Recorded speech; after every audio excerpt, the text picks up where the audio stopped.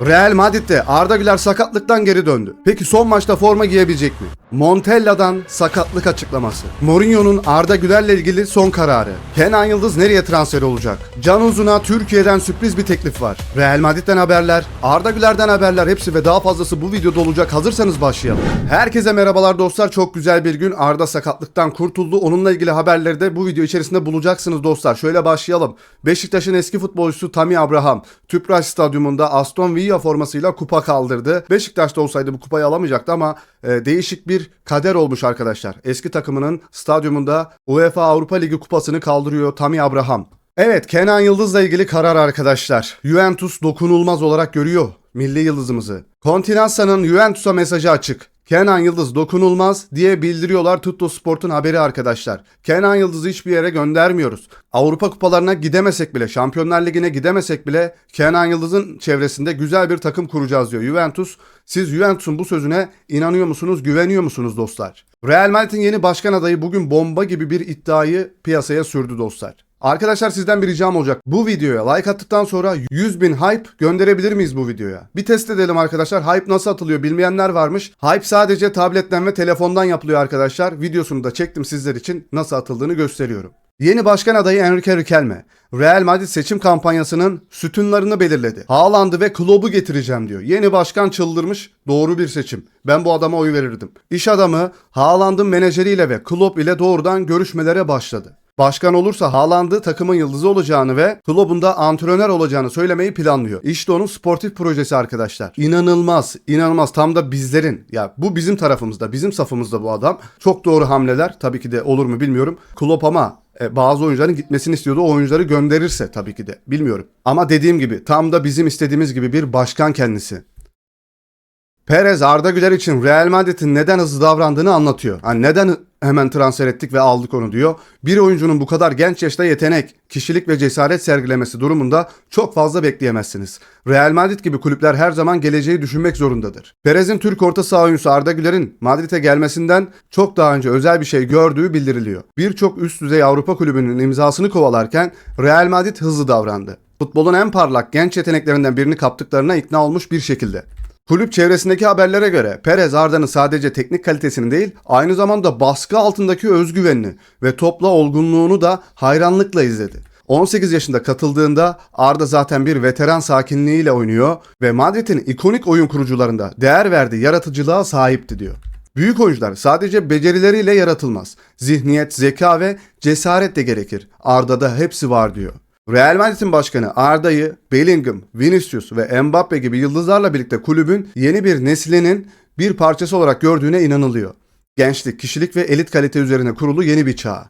Madrid için Arda Güler'i imzalamak asla sadece potansiyel meselesi değildi. Avrupa'nın geri kalanı yapmadan geleceği güvence altına almaktı arkadaşlar. Arda Güler'in önemli transferi hakkında bir yazı yazılmış. Real Madrid'in 2026-27 ev sahibi forması gelecek sezonda belki de bu formayı alırız. Yayınlarımızda bu şekilde yaparız. Ne dersiniz dostlar? Söylentilere göre Enzo Fernandez, Cucurella, Joao Pedro'nun İspanya'da bulunmalarının bir sebebi varmış. Şimdi Barcelona'nın Joao Pedro'yu istediği söyleniliyor. Atletico Madrid, Cucurella ile ilgilendiği belirtiliyor. Enzo Fernandez'in Real Madrid'e transfer olma hayali kurduğu söyleniliyor. Bu durum İspanya gezilerinin birdenbire çok daha anlamlı hale gelmesini sağlıyor. Evet, bu oyuncular transfer görüşmeleri içinde gelmiş olabilirler diyorlar arkadaşlar.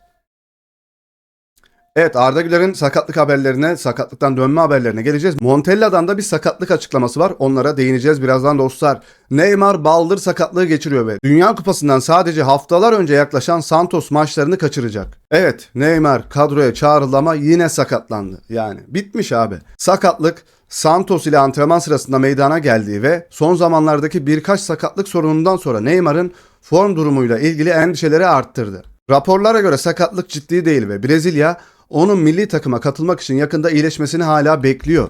Taraftarlar ve antrenörler turnuva için sağlıklı kalıp kalmayacağını sorgulamaya devam ediyor. Neymar sakat bir şekilde de turnuvayı bitirebilir. Vinicius Junior Arda Güler'le ilgili bir açıklama yapmış zamanında, onu okuyalım. Arda Güler'in neden korkusuz oynadığı hakkında konuşuyor Vinicius Junior. Bazı oyuncular Real Madrid'de yer aldıklarına inanmak için zamana ihtiyaç duyar. Arda ise buraya zaten buna inanarak geldi. Korkusuz oynuyor, her an topu istiyor ve baskıdan asla kaçmıyor. Bu zihniyet onun yaşında nadir görülür. Henüz 20 yaşında Arda'nın özgüveni en büyük güçlerinden biri haline geliyor. Bu ister tıklım tıklım dolu bir Bernabéu olsun, ister zorlu bir deplasman maçı, ister dünya çapındaki yıldızlarla sahayı paylaşmak, yeteneğine tamamen güvendiği gibi özgürce oynuyor. Bu korkusuz stil tam da Vinicius gibi takım arkadaşlarının onu hayranlıkla izlemesinin nedeni. Çünkü futbolda cesaret beceri kadar önemli olabilir. Evet arkadaşlar, bazı oyuncular antrenmanda Ronaldinho kesilir ama sahaya çıktığı zaman Baki Mercimek gibi oynayabilir. O yüzden cesaret herkesin yapacağı ya da taklit edilen bir şey değildir dostlar. Alonso bu yaz Chelsea'den 3 ana pozisyona transfer istedi. Forvet pozisyonuna Galatasaray'ın Victor Osimhen'i en üst sıradaki hedef olarak görülüyor. Kaleci olarak da Maignan istiyor. Stoper'de Sporting'in Diomandis'i öncelikli olarak belirtildi arkadaşlar. Mourinho'nun ilk istediği 3 transfer bölgesi. Muhammed Salah Fenerbahçe'ye transferi için yeşil ışık yaktı arkadaşlar. Kaynakta burada belirtilmiş. Salah, Fenerbahçe, ne diyorsunuz bu transfere? İspanyol hakemler Perez ve Real Madrid TV hakkında kendilerine karşı baskı kampanyası yürüttükleri gerekçesiyle şikayette bulundu. AS gazetesi yazdı. Rafinha en sevdiğim rakipler mi? Tabii ki de Real Madrid diyor. Rafinha Real Madrid'i seviyor rakip olarak. Alonso 2013'ten beri, Mourinho'dan beri menajer olarak atanan ilk Chelsea antrenörü oldu. Bundan önce atanan ilk menajer Mourinho'ydu arkadaşlar. Mourinho'dan beri atanan tüm isimler teknik direktör sıfatına sahipti. Xabi Alonso da menajer olarak geçiyor artık. Barcelona. Hansi Flick önümüzdeki sezon Şampiyonlar Ligi'ni kazandıramazsa Pep Guardiola'nın sansasyonel dönüşüne sessizce hazırlanıyor. Pep'in bir yıl daha bekleyip yeniden göreve gelmesi için prensip anlaşması zaten hazır diyor ama Guardiola milli takım çalıştırmak istiyor.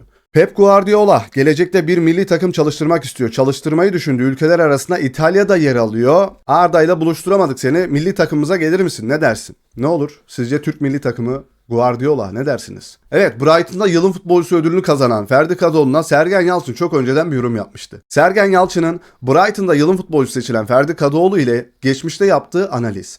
Ferdi Kadıoğlu ile ilgili bir şey söyleyeyim mi sana? Türkiye Ligi ve Premier Lig arasındaki farkı anlatayım sana. Sanki orada oynamış ya Sergen Bey. Şimdi Premier Lig'e gitti hocam. Hiçbir farklılık yaratabilir mi? Senelerce. Yaratamaz hocam. Orada herkes Ferdi gibi zaten. Ferdi öyle yetenekli bir oyuncu falan da değil yani.